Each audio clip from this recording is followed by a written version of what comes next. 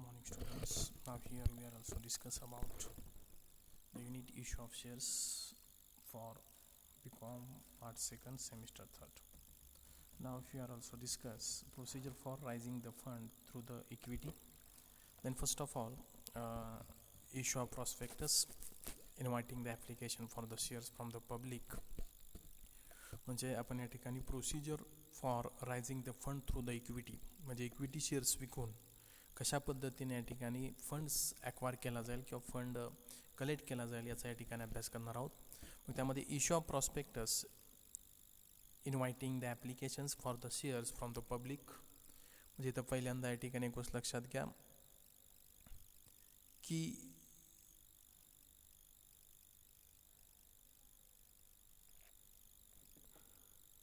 Shares issue केले जातील पब्लिकसाठी. पब्लिकला shares issue केल्यानंतर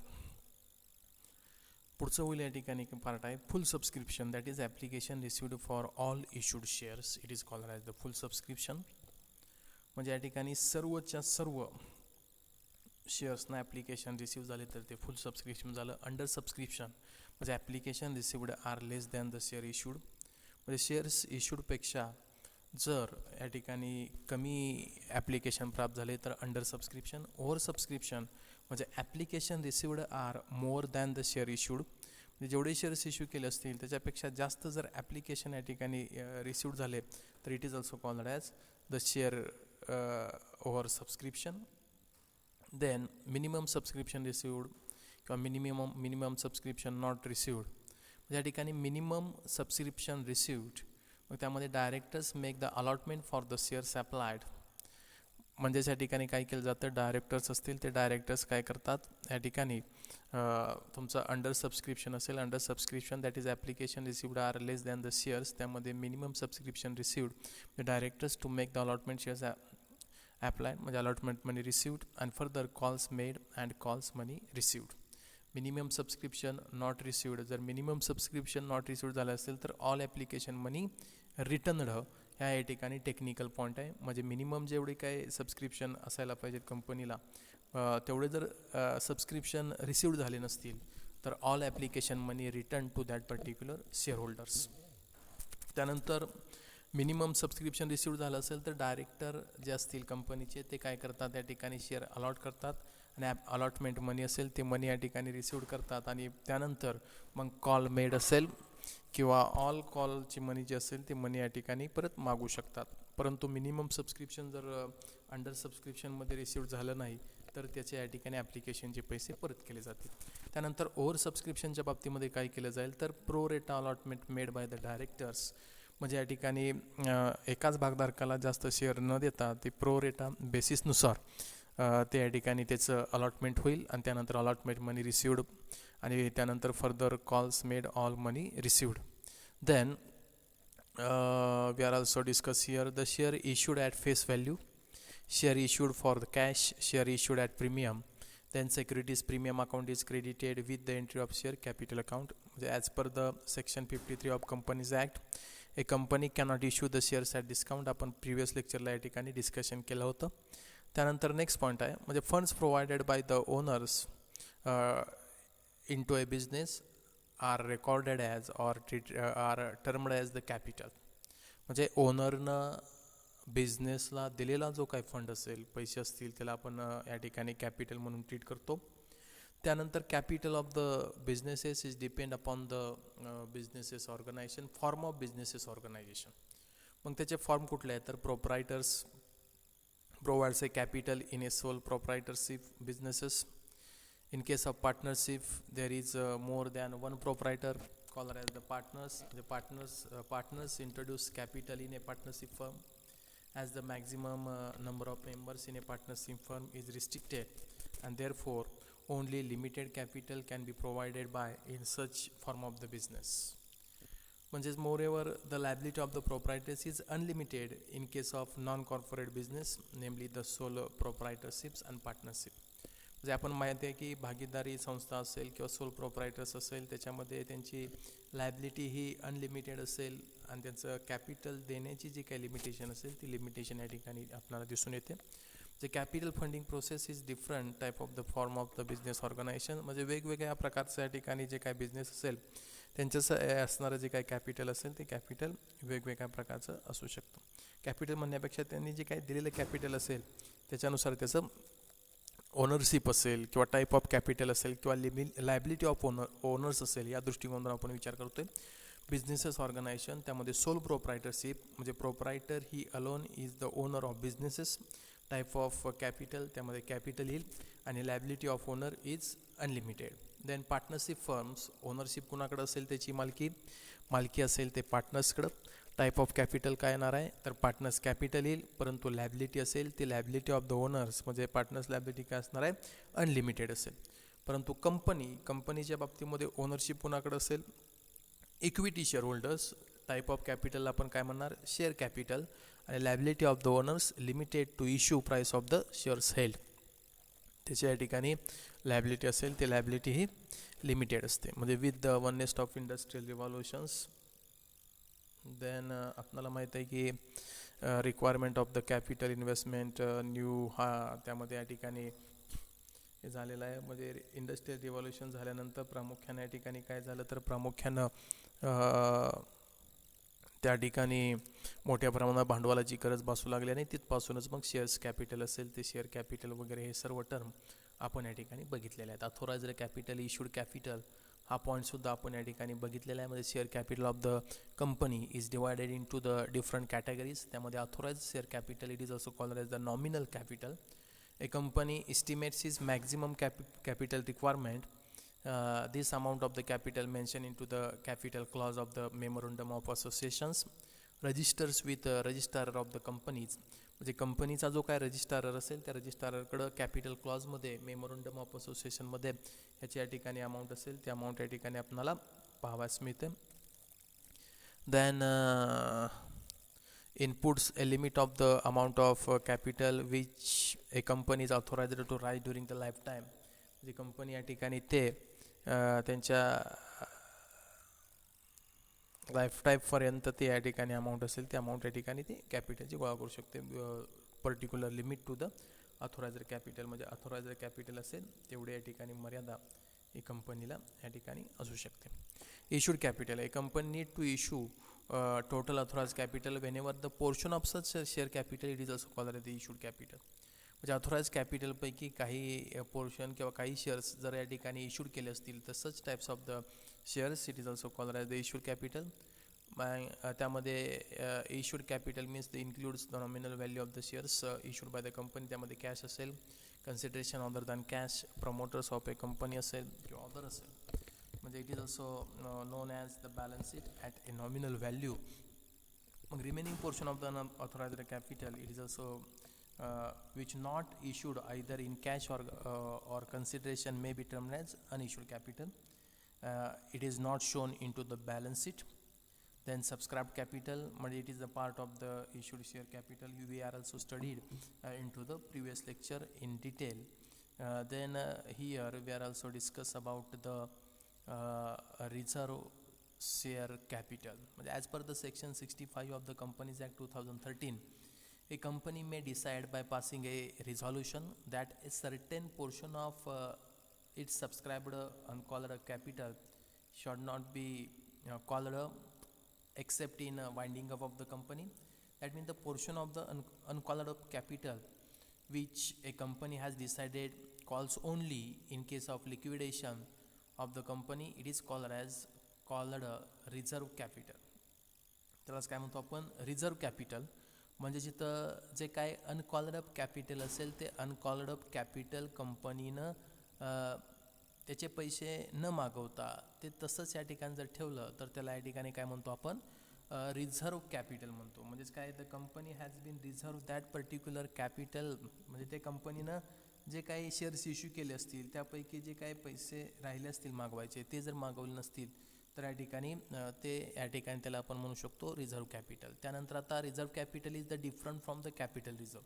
the capital reserve are the part of reserve and surplus and refer to these reserve which are not available for the declaration of the dividend. Thus, reserve capital, which is the portion of uncalled up capital to be called up in the event of winding up of company, is entirely different in nature from the capital reserve, which is created out of the capital profits only. म्हणजे इथं तुमचं capital reserve ही term different आहे आणि या ठिकाणी reserve capital हे different आहे. The capital reserve are the part of reserve and surplus and refer to those reserves which are not available for the declaration of dividend. म्हणजे capital reserve हा declaration of डिव्हिडंडसाठी या ठिकाणी available होऊ शकत नाही. मग आता या ठिकाणी आपण टर्म्स बघूया. म्हणजे authorised capital is equal to issued capital plus unissued capital. म्हणजे ऑथोराइज कॅपिटलमध्ये काय तर ऑथोराइज कॅपिटल बरोबर इश्यूड कॅपिटल प्लस तुमचं काय असतं अनइश्यूड कॅपिटल. त्यानंतर subscribe capital can be equal or greater than or less than issued capital resulting in 3 situations. मग या ठिकाणी इश्यूड कॅपिटल हे सबस्क्राईब कॅपिटल हे इश्यूड कॅपिटलपेक्षा ते कमी असू शकतं किंवा तेवढंच असू शकतं किंवा ते जास्त असू शकतं. मग त्यामध्ये काय फुल्ली सबस्क्राईब असेल तर या ठिकाणी issued capital is equal to subscribe capital. Over subscribe असेल तर subscribe capital is more than our issued capital. आणि अंडर सबस्क्राईब कधी होईल तर सबस्क्राईब कॅपिटल हे इश्यूड कॅपिटलपेक्षा कमी असेल. त्यानंतर called up capital is equal to काय असणार आहे तर called up capital is equal to paid up capital plus calls in arrears आणि लेस कॉल्स इन ॲडव्हान्स. हे झालं आपलं कॉल्ड अप कॅपिटल. आता इथं आपण एक एक्झाम्पल बघूयात. या ठिकाणी बघा एक्झाम्पल काय सांगितले बघा. A company had an authorized capital of rupees 1 lakh, 10 lakh, not 1 lakh, of rupees 10 lakh, divided into ते कसं आहे तर 1 lakh equity shares of rupees 10 each. म्हणजेच कंपनीचं authorised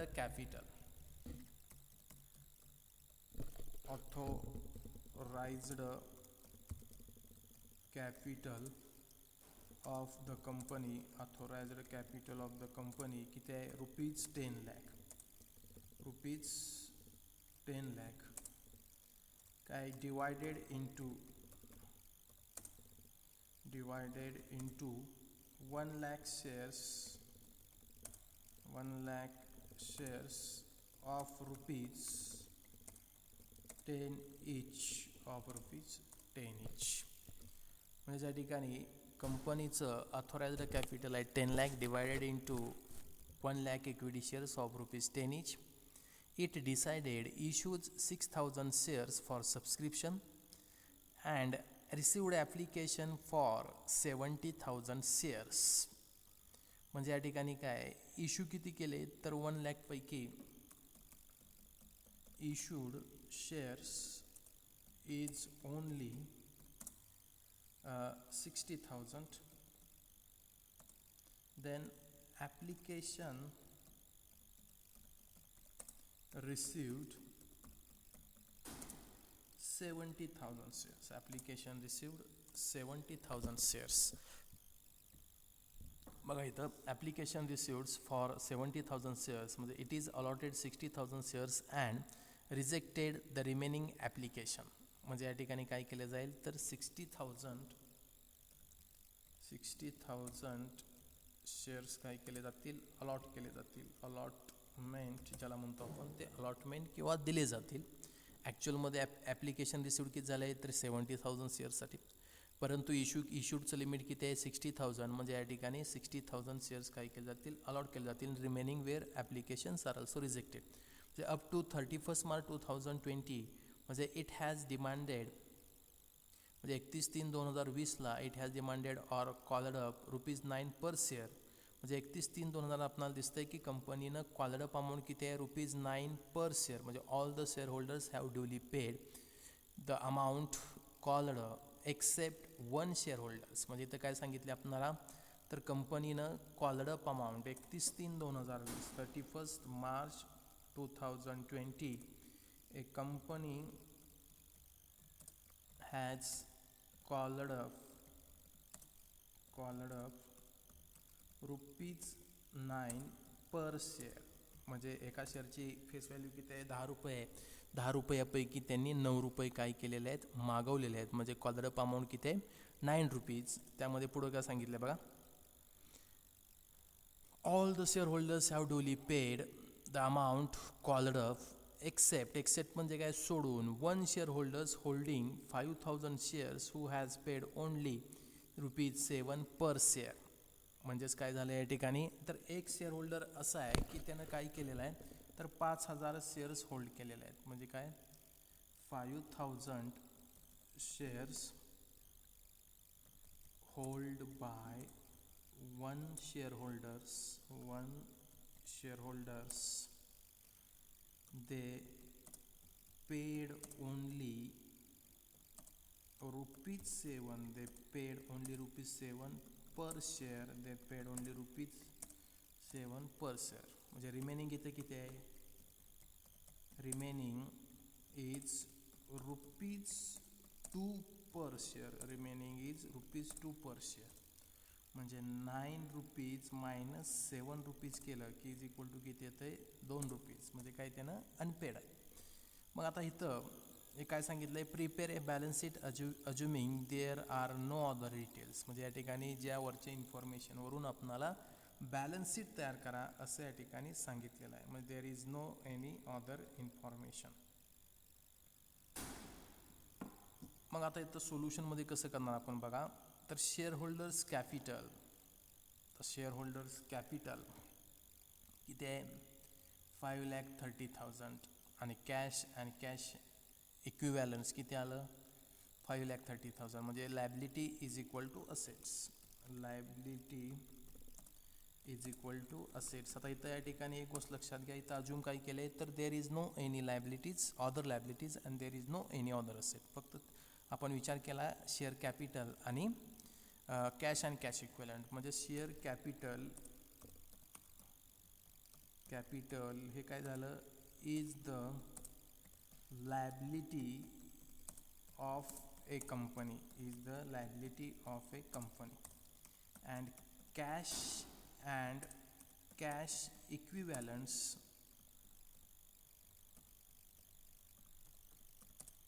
are the assets of the company,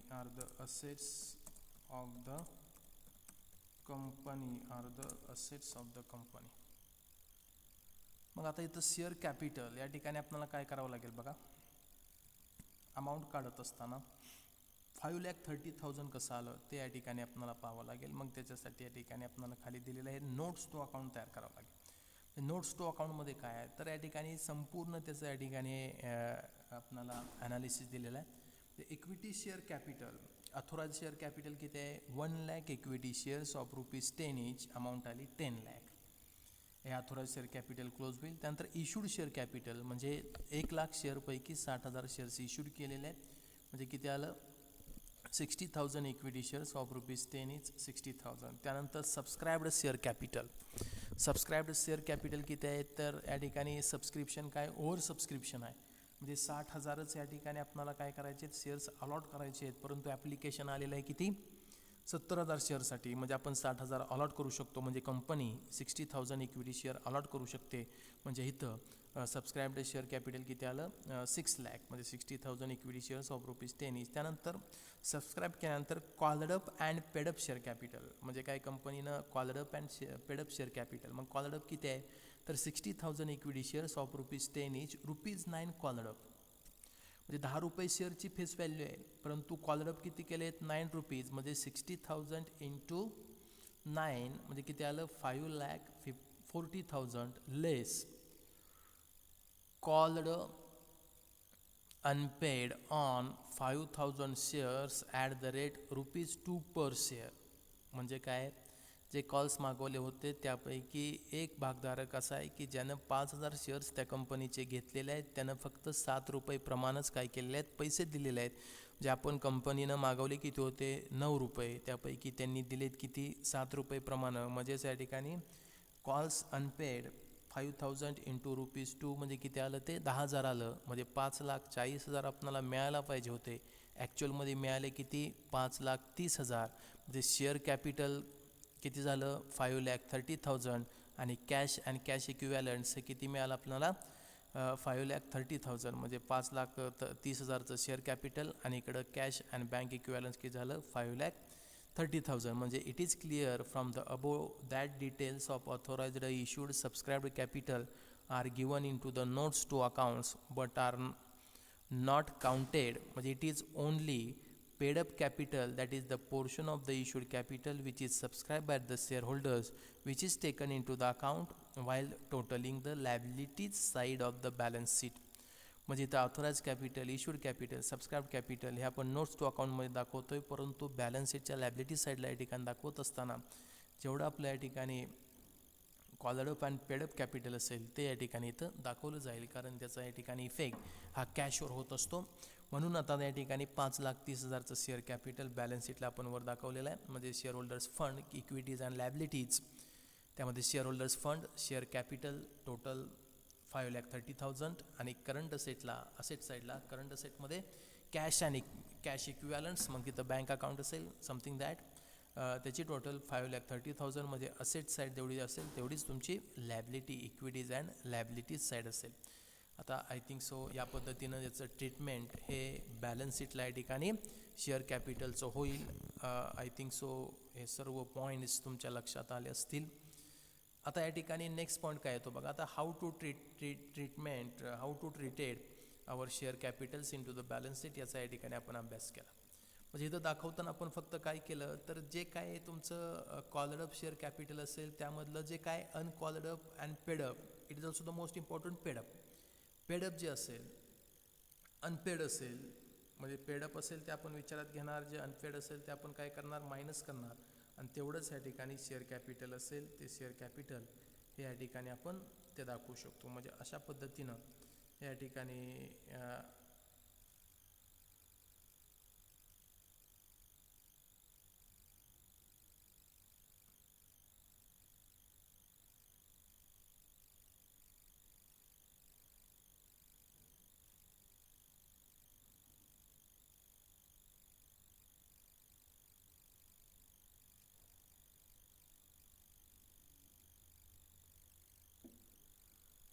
therefore we are also discuss here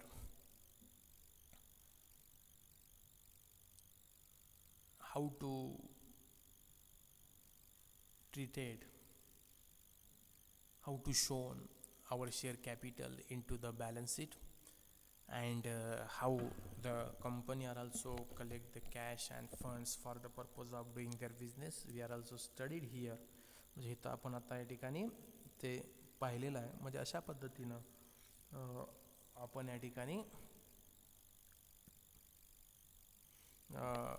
cash and cash इक्विवॅलंट्स म्हणजेच काय तुमचं cash असेल, बँक बॅलन्स असेल किंवा अदर असेल, या पद्धतीनं या ठिकाणी आपण त्याचा अभ्यास केलेला. आता नेक्स्ट पॉईंट या ठिकाणी आपण पाहणार आहोत, types of preferences. We are also studied in to the previous lecture. Then issue of shares for cash. Then issue of shares for cash, it is also the most important point. Our unit name is issue of shares. Then issue of shares for cash we are also discuss here, and how to treat it.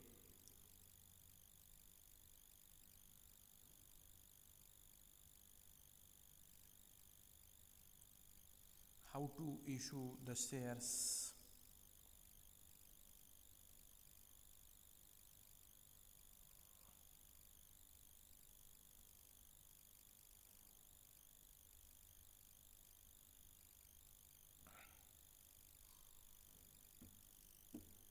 First of all, to issue the shares, private companies depend upon the private placement of the shares. That means the public companies issue shares through the prospectus and invite general public to subscribe for the shares.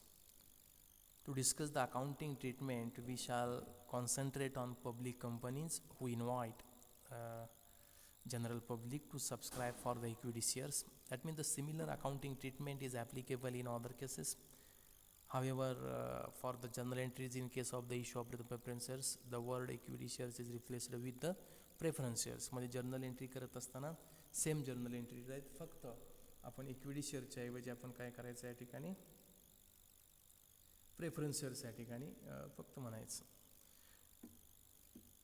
मग आता या ठिकाणी company private company असेल ते private company private placement through त्यांचं या ठिकाणी shares issue करतात.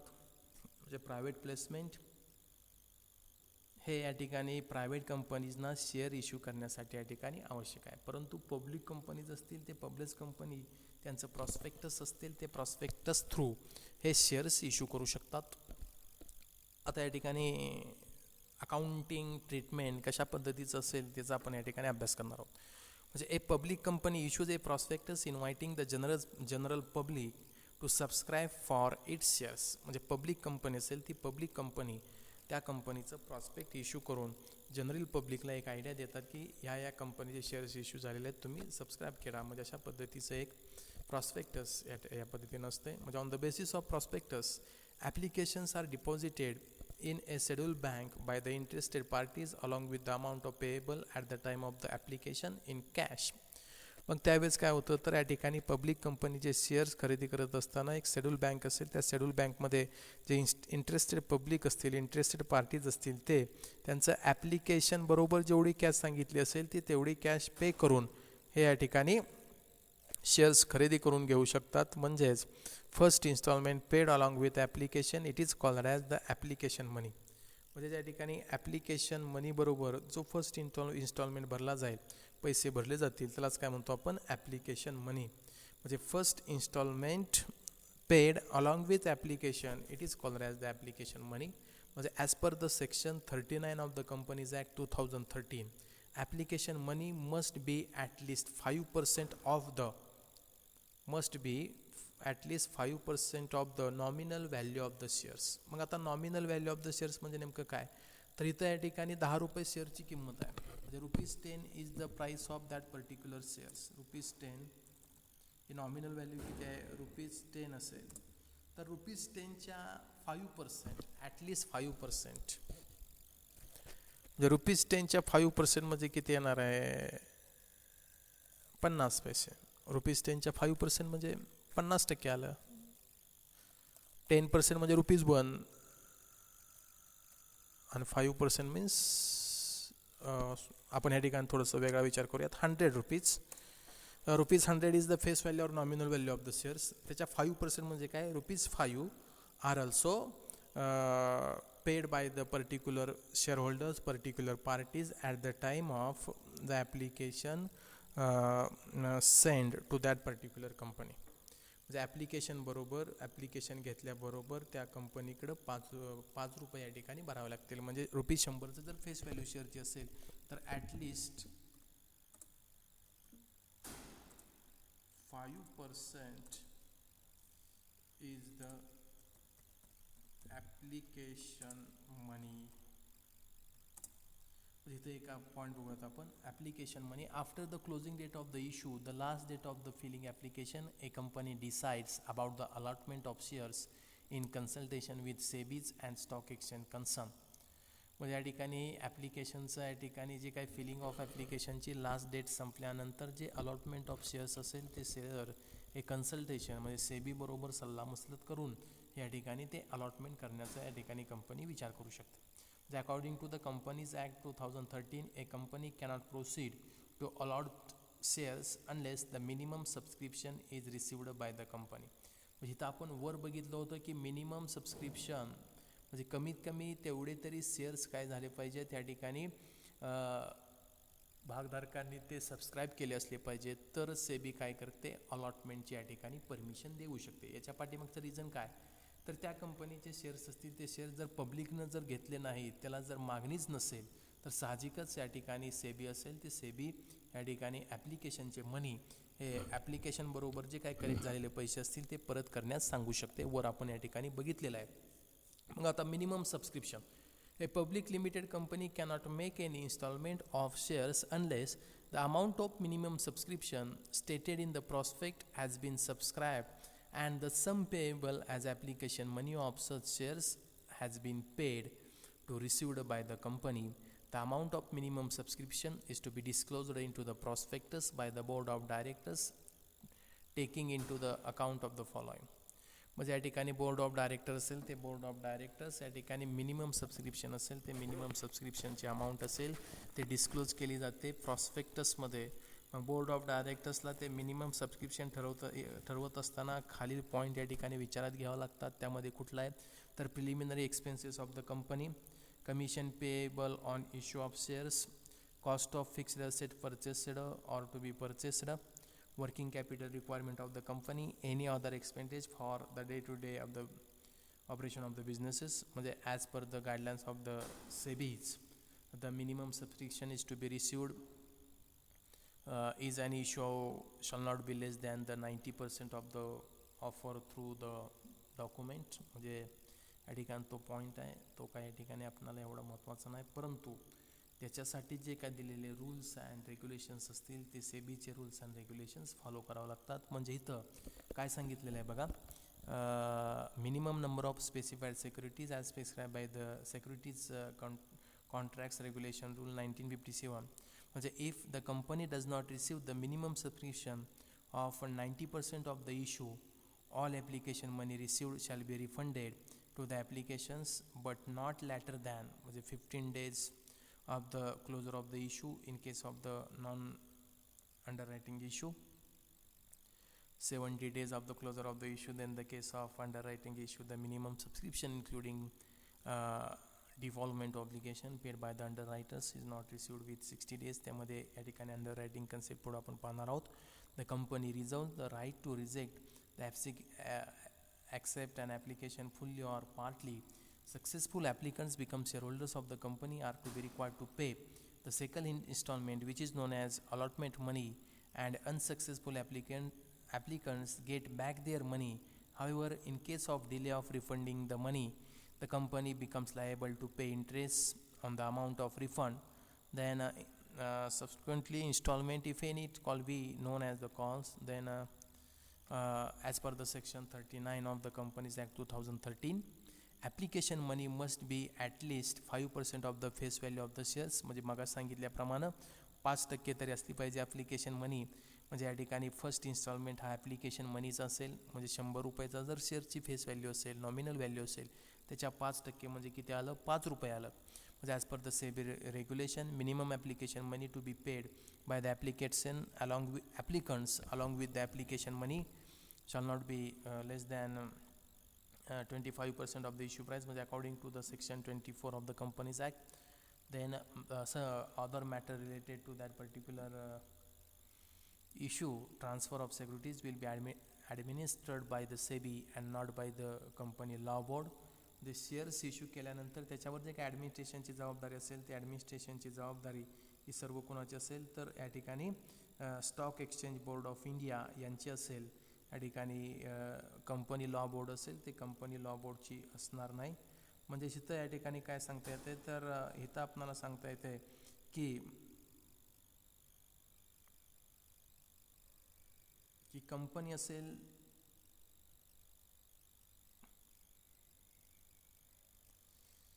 त्या कंपनीच्या शेअर्स इश्यूवर कंट्रोलिंग करणारी जी काय अथॉरिटी असेल ती अथॉरिटी कुठली आहे तर या ठिकाणी stock exchange board of India. That means whenever the company has been issued the shares, at that time the such particular shares issued are also administered by our stock exchange board of India, and for that's the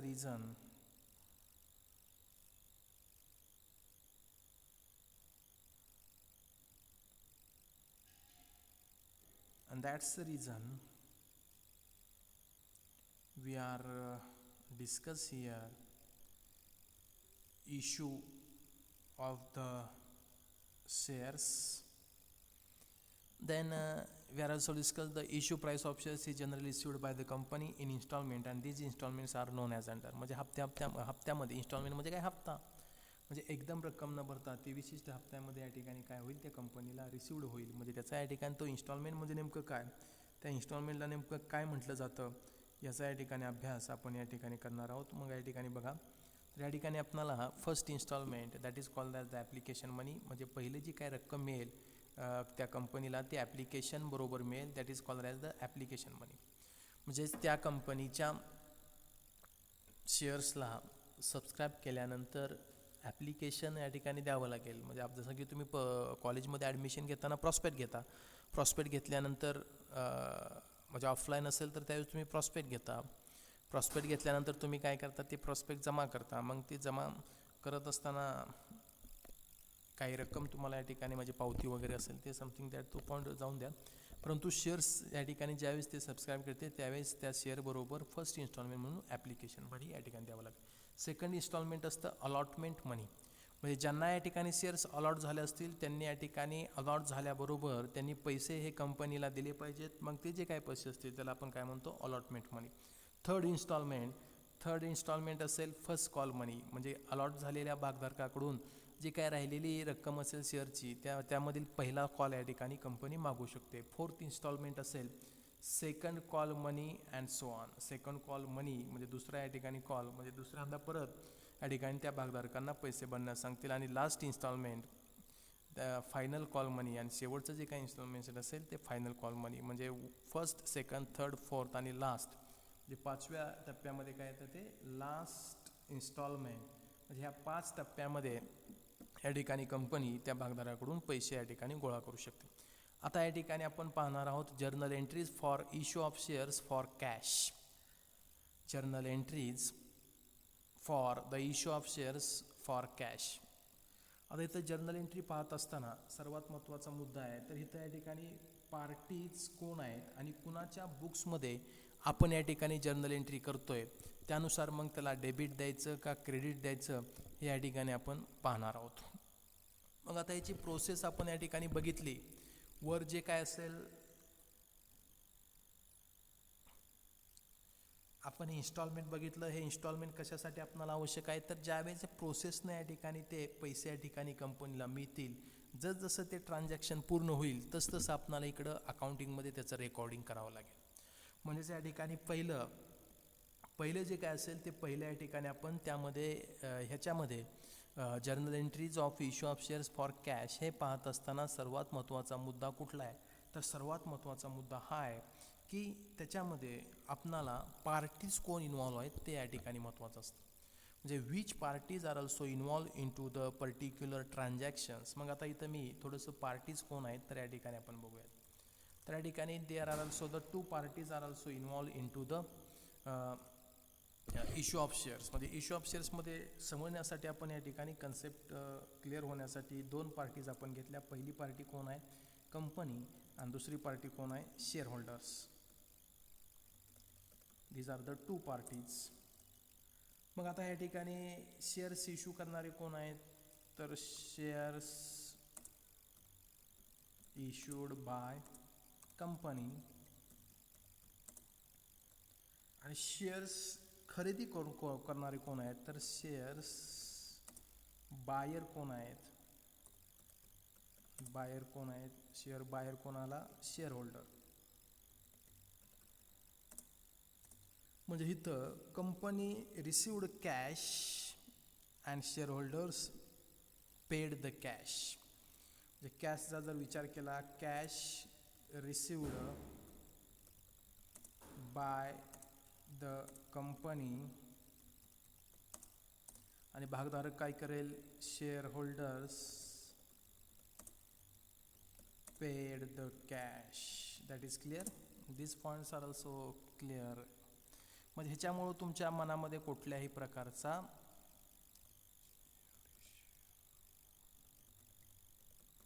share holder paid the cash, share holders काय करेल, cash paid करेल. Then we are also clear the term of installment. आता इथं इन्स्टॉलमेंटची term आपण या ठिकाणी clear केली. आता इथं आपण जनरल डिस्कशन करतोय की ही नेमकी कन्सेप्ट काय आहे, कशा पद्धतीनं त्याची जर्नल एंट्री करायची. मग ही जर्नल एंट्री करत असताना which parties are also involve in to the particular transaction, it is also the most important part. मग इश्यू ऑफ शेअर्समध्ये 2 पार्टीज आपण आयडेंटिफाईड केल्या. एक पार्टी आहे कंपनी, दुसरी पार्टी आहे शेअर होल्डर्स.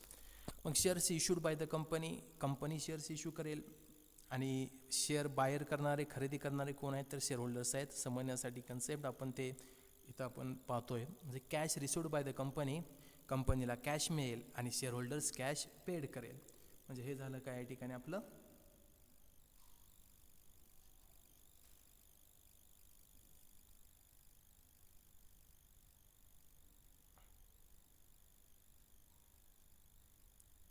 पर्टिक्युलर आपला पॉईंट झाला. आता त्यानंतर आपण जर्नल एंट्री या ठिकाणी पाहणार आहोत. In to the next lecture we are also studied how to recording the journal entries in to the books of the companies, issue of the share capitals by the company.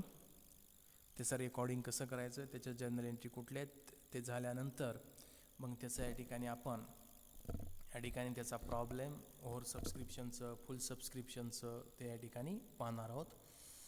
Thank you very much. या लेक्चरमध्ये आपण सर्व instalment वगैरे process या ठिकाणी पाहिलेले आहे. Next लेक्चरला आपण या ठिकाणी जर्नल एंट्रीज इश्यू ऑफ शेअरचे या ठिकाणी पाहणार आहोत. Thank you very much.